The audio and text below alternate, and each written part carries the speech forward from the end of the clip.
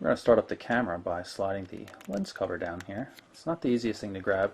That automatically activates the camera. You can see we just point it somewhere, press the shutter button halfway, and we get focus lock. Take the picture. See quick settings for things like flash control.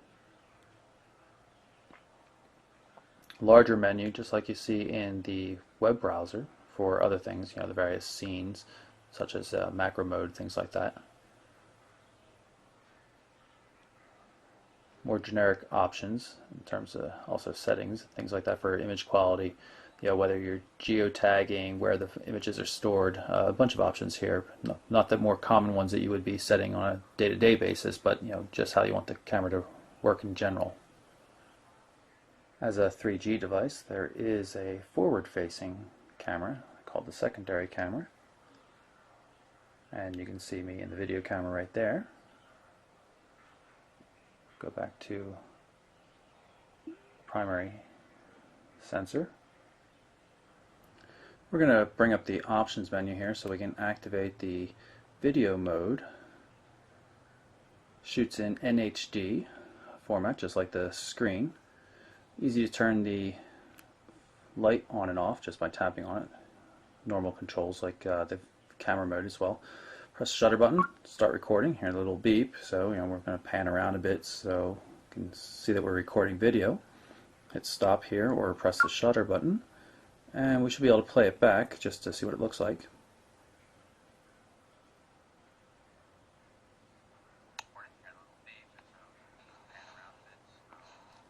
It's very good quality video, as you can see. Very smooth panning. I'm going to jump into the main menu here just so you can see what that looks like.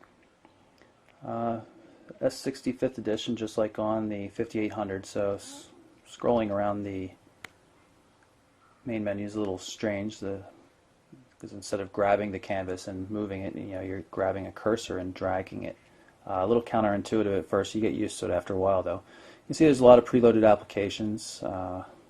These are some of the widgets that have full applications with them. Spore, the game. AccuWeather right there. FM transmitter, so you can transmit your music from the device to a nearby FM radio, which is pretty cool. Especially considering you can put so much music on this with 32 gigs of storage. There's the Office support. You can see we've got Adobe Reader. Active Notes is pretty cool for when you're placing a call. You can write a note down about whatever the caller person. We've also got Nokia Maps. You can pull that up. GPS takes a while to pick up a signal in general, though.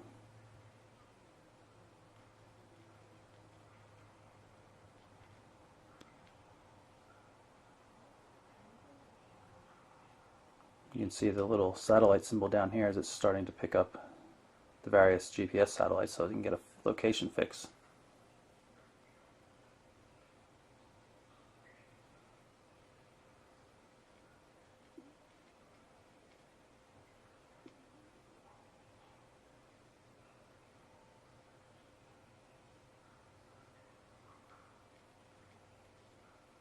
And there we are up in the Pocono Mountains.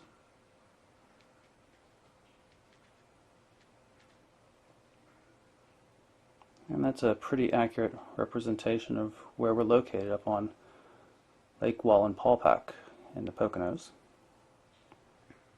Like all S60 devices, if you hold down the S60 button, the menu button, it brings up a list of currently running tasks. So you can see we can pop over to the web browser or to the AccuWeather application.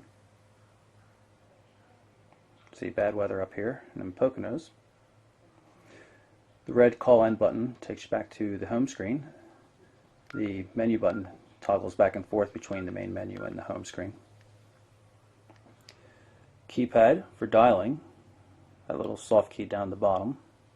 You can also dial with the full QWERTY keyboard, of course. You can see we have these 4 contacts up here. I'm going to show you how that works. I'm going to go to the full contact list here. And the ones with stars are favorites. So they come Anybody marked as a favorite in your contact list immediately gets put to the top of the list. And then everything from that point forward goes back to alphabetical order. You can define more favorites. I've got 4 done now, but you can see we could, for example, remove this music widget and add more favorite contacts instead. Favorite contacts 2. At which point, when we added a 5th or 6th, 7th, or 8th contact, made them a favorite.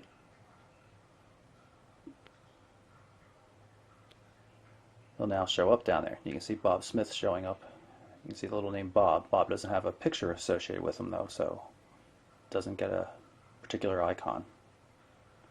So that's our quick look at the Nokia N97 running the new firmware release that came out earlier today. I'm Michael Orrell for MobileBurn.com.